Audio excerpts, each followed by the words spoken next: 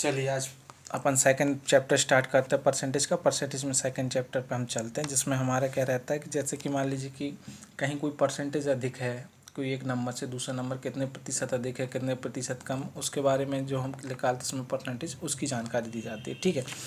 अच्छा, मैं आप लोगों से एक चीज़ कहना चाहता हूँ कि आप लोग जब भी देखें वीडियो तो चैनल को सब्सक्राइब कीजिए। जो नए सब्सक्राइबर हैं, वो नए जो व्यूवर हैं वो उसको सब्सक्राइब कर, जो पुराने व्यूवर हैं उनका बहुत बहुत धन्यवाद। चलिए हम देखते हैं। जैसे पहला, इसके हम कुछ नियम देख लेते हैं। जैसे पहला नियम, मान लीजिए कि बी का मान ए के मान से कम है, तो R upon 100 plus R into 100 ये परसेंटेज में आता है। ए का मान बी से आर प्रतिशत अधिक है, मतलब क्या हुआ, अगर अधिक है तो हमें क्या लगाना, प्लस। ठीक है। मान लीजिए बी का मान ए से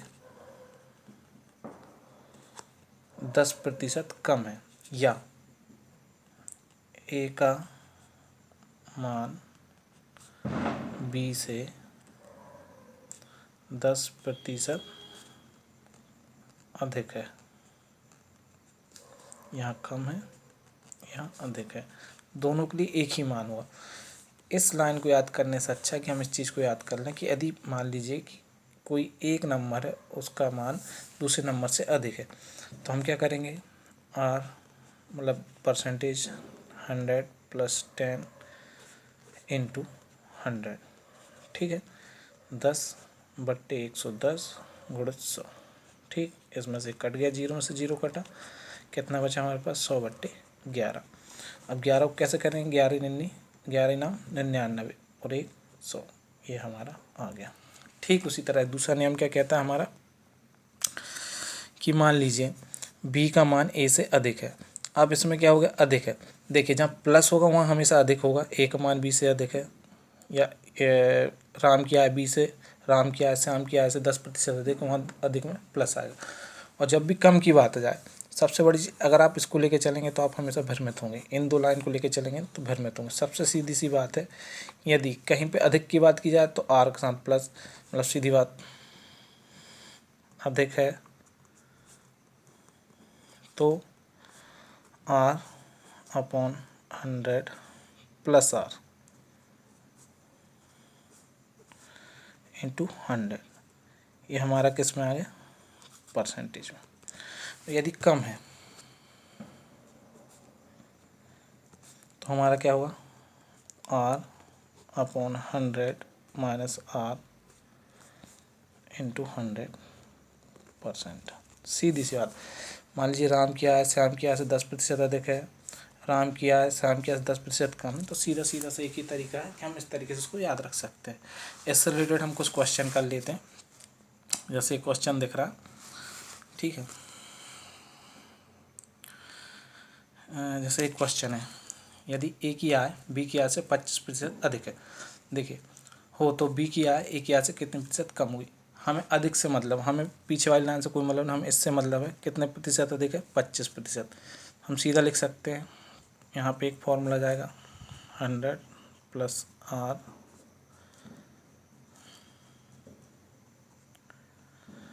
ये फॉर्मूला जाएगा, आर की जगह 25 रख दीजिए इंटू 100 बराबर 25/125 गुणित 100। 25 कम 25, 25×5 125, 5 दूनी 10, 5 शून्य 9 शून्य, कितना आ गया हमारा, 20%। ठीक। अब देखिए, चाहे वो आय में हो, चाहे वो ऊंचाई में हो, चाहे वो प्रतिशत में हो, चाहे वो इनकम में हो, तीनों चीज़ों में चाहे किसी भी तरीके से आए, अगर जब भी अधिक या कम की बात की जाए वो प्रतिशत में, तो उसमें हम क्या करेंगे, बस हमारे पास यही बेस फॉर्मूले रहेंगे। ठीक है। अब इसी तरह देखिए, यदि ए की ऊंचाई बी की ऊंचाई से 20% कम हो, तो बी की ऊंचाई ए की ऊंचाई से कितने प्रतिशत अधिक होगी। अब देखो, हमें इसको बस देखना है कितना कम, बाकी से हमें कोई मतलब नहीं, बाकी ये जो दिया है इससे हमें कोई मतलब नहीं रहना चाहिए। हमें क्या, ए की ऊंचाई बी की ऊंचाई से 20% कम है। कम में क्या लगाते हैं, आर 100 माइनस आर बड़ा कोष्टक इंटू 100 बड़ा कोष्टक बंद और प्रतिशत, कितना कम है, 20, 100 माइनस 20 इंटू 100, कितना आ गया हमारा, 20 अपॉन 100 में से 20 गए तो कितना बचा हमारा 80 इंटू 100। 0 से 0 कट गया, 2 एकम 2, 2 दूनी 4, 4 दूनी 8। अब 4 के समय कर दो, 4 दूनी 8, 5, 25%। ठीक है। अब इसी की तरह हम आगे क्वेश्चन करते हैं। ठीक है। यदि चीनी के मूल्य में 20% वृद्धि हो जाए तो एक गृहिणी को इसकी खपत कितने प्रतिशत कम करनी होगी कि इस पर खर्च ना हो।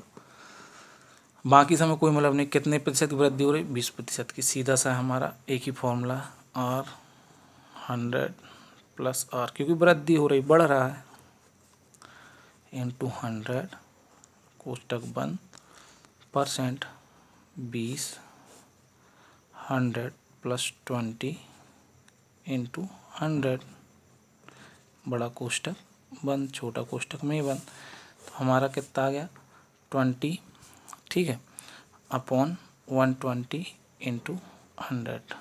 ये कटा, 2 एकम 2, 2 छींग 12, ठीक है, 2 तिया 6, ये 50 बार आ गया, 50/3 आया। ठीक। अब इसको कैसे कर सकते हैं, सीधी